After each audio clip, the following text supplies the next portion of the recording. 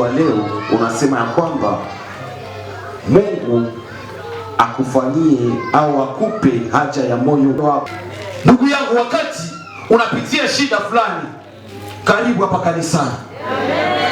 Mlifananishwa kama vile mlevi. Sababu gani? Sababu ya shida ambazo alikuwa anazipitia, sababu ya mateso ambayo alikuwa anayapitia, lakini ilibidi afanye nini? Amwendee Bwana wa mbinguni, maana alijua kwa Bwana ndipo pana tumaini, kwake ndipo pana muujiza, kwake ndipo pana baraka, pana neema na pana wale watoto ambao alikuwa anaenda kuwatafuta.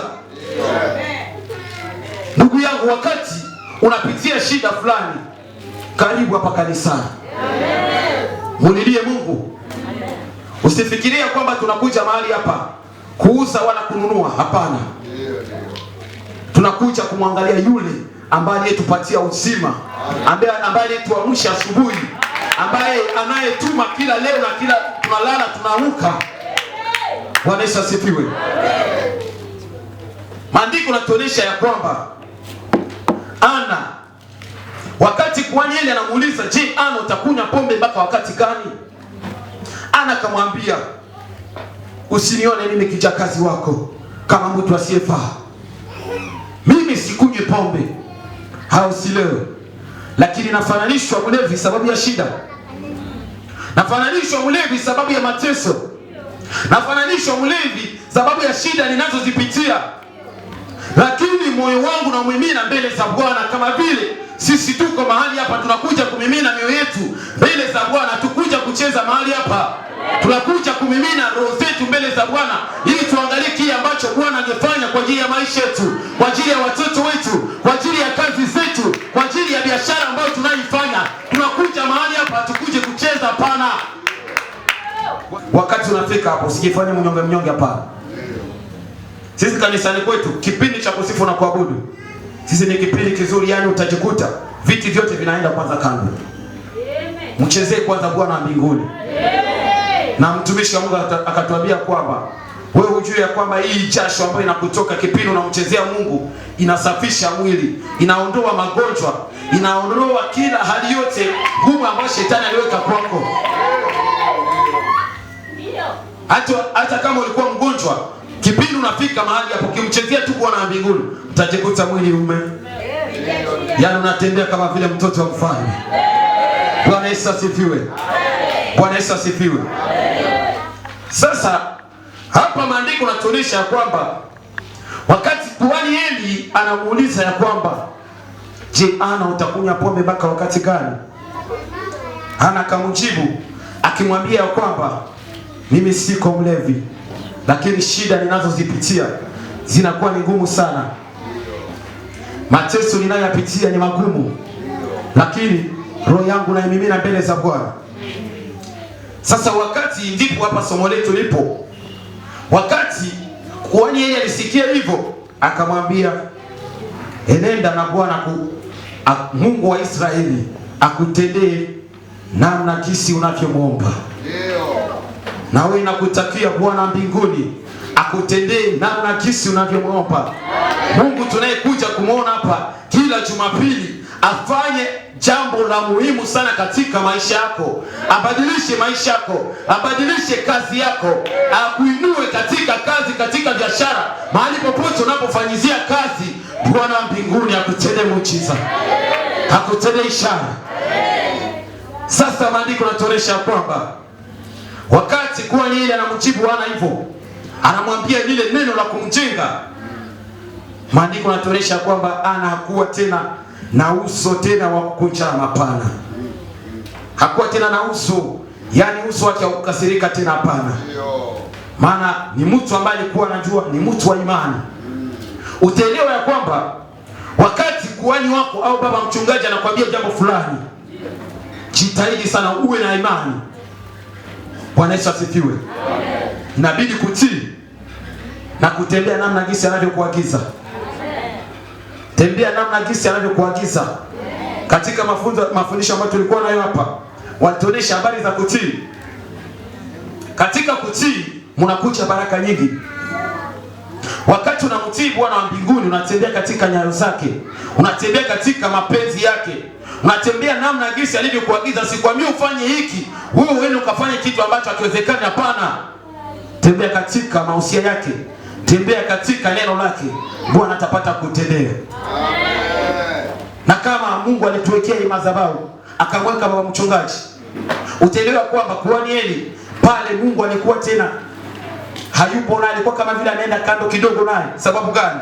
Sababu ya makosa ambayo watoto wake walikuwa wamefanya.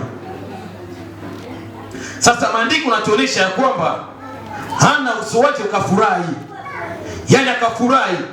Na kipindi kile cha nyuma alikuwa hali chakula, lakini walipomwambia lile neno, maana lilikuwa ni neno la faraja, lilikuwa ni neno la kumjenga. Sasa wakati wanamwambia lile neno, akapata hamu ya kula chakula. Sababu gani? Alikuwa amejaa na furaha, na alijua mtu ambaye ameniambia hili neno ni mtu wa Mungu, siwezi nikatamka hili neno. Mtu ambaye aliniambia hili neno ni mtumishi wa Mungu. Kama vile mchungaji anaweza akakwambia neno la faraja, linakuchenga, linakuumbia tena furaha ndani yako. Bwana Yesu asifiwe. Sasa maandiko kunatuonyesha ya kwamba wakati Ana anashuka sasa kule Rama ambako walikuwa wamekaa na mume wake, walipotoka huko Shilo, wakati wanashuka, maandiko yanatuonyesha ya kwamba Hana na Elkana wakajuana kimwili. Katika kujuana kimwili kukatokea muujiza, tena muujiza mkubwa. Ndio maana nikakwambia kwamba Mungu huwa anakuwa na malengo katika maisha yetu sisi sote, na akitaka kufurahisha na kufurahisha zaidi na zaidi. Sasa maandiko yanatuonyesha ya kwamba Elkana wakati wanachuana na mke wake kimwili, maandiko yanatuonyesha kwamba muujiza ukatokea. Katika ule muujiza Ana akapokea mimba. Alipopokea mimba akazaa mtoto ambaye alitoka jina la Samueli. Bwana Yesu asifiwe. Amen. Mungu hajampatia jina fulani, hapana. Alimupa jina kuu. Maana ukipewa jina la nabii, yule ni mtu mkubwa sana. Na utaelewa kwamba nabii ni mtu ambaye analeta ujumbe kwako. Anakupa maelekezo, tembea hivi, fanya hiki. Yaani kwa lugha nyingine tutamuita mfunuaji. Bwana Yesu asifiwe. Sasa maandiko yanatuonyesha kwamba Hana wakati anapata yule mtoto, sasa ilibidi afanye nini? Atimize lengo ambalo yani ahadi ambayo aliyoweka kwa Mungu. Je, unajua ahadi ngapi unaweka kwa Mungu? Katika kuomba kwako kuna ahadi ambazo, una baadhi ya ahadi ambazo unaweka kwa Mungu, lakini wewe hujui.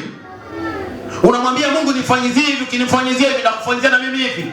Je, wakati anakufanyizia unamrudishia? Wakati anakutendea, je, unatembea namna gisi ulivyomwahidi? Maana Hana alimwahidi Mungu, akamwambia kwamba ukinipa mtoto mwanaume nitakutolea hayo. Hana hakujali kama hakuwa na watoto, lakini alimjali Mungu. Alijua kwamba Mungu njoo alinipa huyu mtoto. Je, kuna ahadi unaahidi hapa kanisani, je unatimiza? Kuna ahadi ambazo unaweka kwa Mungu, je unatimiza? Wewe unajua kulala tu na kuamka ni kwa neema yake. Unamwambia Mungu nipe maisha marefu, afu wengine wanafariki, wengine wanakufa, lakini wewe unaamka mzima, tena mzima wa afya kabisa. Katika kutoa shukrani, je unakuja kutoa hapa kanisani? Maana wengine watafikiri ya kwamba sadaka wanazozileta hapa wanamtolea baba mchungaji. Hapana. Jitahidi sana uwe shujaa kwa kutoa sadaka za Mungu. Maana kuanza wiki na kumaliza si jambo rahisi. Wewe ukaniambia kwamba utakosa buku au 5,000 ya kumtolea Bwana kwa kukulinda muda wa wiki mzima, ukose kumtolea shukrani Jumapili hapa. Bwana Yesu asifiwe. Amen. Sasa maandiko yanatuonyesha kwamba Ana ilibidi atimize lengo ambalo, yani atimize ahadi ambayo aliyokuwa anamwahidia Mungu. Sasa Ana wakati amezaa ilibidi afanye nini? Aende akamtoe mtoto. Sasa wakati wanapanda ilikuwa ni mwisho wa mwaka. Maana ilikuwa ni mwaka kwa mwaka walikuwa wanaenda kumtolea Mungu sadaka huko. Sasa wakati wao wanataka waende. Akamwambia mume wake Elikana, akamwambia kwamba mimi nitasubiri hadi mtoto amalize kunyonya, ili niende nikatimize ahadi niliyofanya na Mungu wa mbinguni. Ana hakuangalia kwamba na mtoto mmoja, lakini alimwangalia kwanza Bwana wa mbinguni. Na wakati unakuja mahali hapa, usiangalie kazi yako, usiangalie nyumba yako, angalia kwanza Mungu unayekuja kumtafuta mahali hapa. Maana njoo mkubwa zaidi ya wakubwa. Maana akitaka ile kazi hauna, akitaka maisha hauna, akitaka ile nyumba unayojivunia hauna. Mwangalie kwanza Bwana mbinguni. Wakati unakuja kanisani, usiangalie saa, usiangalie muda, hapana. Angalia kwanza majira ambayo Mungu anayotaka kukufanya nini? Kukubariki. Maana sisi tukikanyaga hapa kwa imani, tunajua kwamba kila muda tukikanyaga hapa, tunajua kwamba tunabarikiwa. Hapa ni Shilo. Hapa ni Shilo. Bwana Yesu asifiwe. Sasa maandiko kunatuonyesha kwamba wakina kufanya nini? Kumtolea Bwana sadaka. Sasa ilibidi Ana asubiri muda ambao mtoto atamaliza kunyonya ili afanye nini? Aende akamtoe. Maana alimwaidia Mungu kwamba ukinipa mtoto mwanaume nitakutolea, hata wewe hautafanya nini? Hautapita kichwani mwake. Sasa maandiko kunatuonyesha kwamba muda ulipofika, Ana akampeleka Nabii Samueli katika hekalu huko Shilo. Maandiko yanatuonyesha kwamba akapeleka na ng'ombe 3. Bwana Yesu asifiwe. Sasa wakati anafika pale, ilibidi atimize andiko au agano alilofanya nini? Aliloagana na Bwana mbinguni. Je, naangalia katika maisha yako unatembea namna gani? Maana Mungu anaweza kukupatia baraka, lakini unazichezea wewe kustojua. Maana Mungu, maandiko yanatuonyesha kwamba Bwana hatembei na waovu, hapana. Na wakati anakupa baraka, shuti moja anayokupatia ni kutembea katika njia iliyo sahihi, kumwogopa, kujua mapenzi yake, kutimiza lengo ambalo analolitaka kwako. Maana sisi ni vyombo vyake, hututumia namna jinsi anavyotaka. Unaweza ukajivunia kazi yako, lakini kesho anakupiga na kwambia usijione kwamba wewe ni tajiri, hapana. Tajiri wa matajiri njoo tunakuja kumtafuta hapa. Usiangalie vazi unalolivaa, hapana. Usiangalie namna gisi huko sema wewe ni waziri au na mbunge fulani, hapana. Mjali Bwana wa mbinguni. Mjali Bwana wa mbinguni. Najua kwa maana nakushauri ndugu yangu, asubuhi ya leo nakuonesha kwamba jua sana kutembea katika mapenzi ya Mungu. Jua sana, taka sana kutembea katika agizo la Mungu na kumtii Mungu, ili Bwana apate kukutendea. Amen. Bwana Yesu asifiwe. Bwana Yesu asifiwe. Basi tutaimba nyimbo fupi. Kishamaliza tutaona mchungaji atatufungia kwa maombi, kwa kuombea tena watu wake warudi tena katika msimamo na kumwamini Mungu kuwa Bwana na Mwokozi wetu, na njoo anatendaka. Sina baba wala mama, nabaki nawe, shuka utendeka.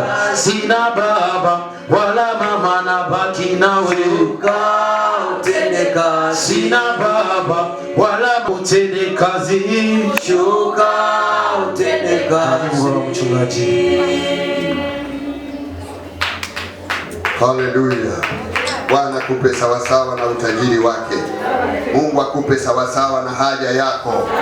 Bwana anasema nataka kukupa sawasawa na haja ya moyo wako. Yesu hawezi kumwacha mtu yeyote anayemkimbilia. Amesema hata kuacha atakuwa watu wako. Bwana, uwape mahitaji yao leo. Ukutane na shida zao Yesu. Uwaponye